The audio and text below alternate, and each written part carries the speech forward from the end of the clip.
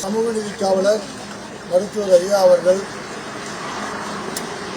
மகளிர் சங்கம் இயக்கத்தை பாட்டாளி மக்கள் கட்சி அரசியலமைப்பாக மாற்றியமைத்து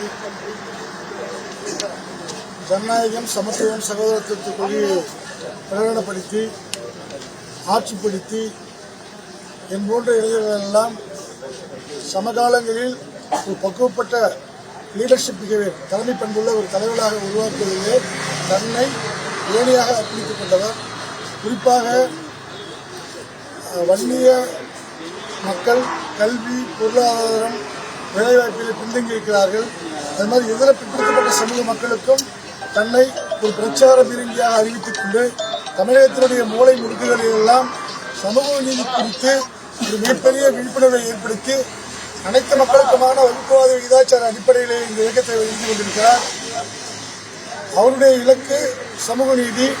அந்த சமூக நீதிக்கு தந்தை பெரியாருக்கு பிறகு தமிழக அரசியல் களத்தில் ஒரு மிகப்பெரிய களத்தையும் கருத்துகளையும் தமிழக மண்ணில் விதைத்தவர்.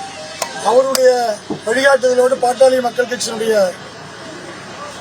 அரசியல் அதிகாரத்தை பின்பற்றுவதற்கு அவர் என்ன சொல்கிறாரோ அவருடைய வழிகாட்டுதலுடைய தலைமையின் கீழ் பாட்டாளி மக்கள் கட்சி அரசியல் அதிகாரத்திற்கு வென்றெடுப்பதற்கான அத்தனை வழிமுறைகளையும் அவருடைய வழிகாட்டுதலோடு செயல்படுவோம் என்று உறுதியெடுத்துள்ளோம். ஏற்கனவே மாவட்ட செயலாளர் ஏற்கனவே இருக்கிறாரு. இப்ப ஐயா ராமதாஸ் உங்களுக்கு பொறுப்பு கொடுத்துருக்காங்க. இது எப்படி பாக்குறீங்க? ரெண்டு பேரும் ஒரே இதுல இருக்காங்க. எல்லாமே ஐயா இந்த இயக்கத்தை நீண்ட நீடித்த நிலையான ஒரு ஆரோக்கியமான வளர்ச்சிக்கு எடுத்துட்டு போயிருக்காங்க. ஐயா வழிகாட்டுதலோடு எல்லாம் சரி செய்யப்படும்.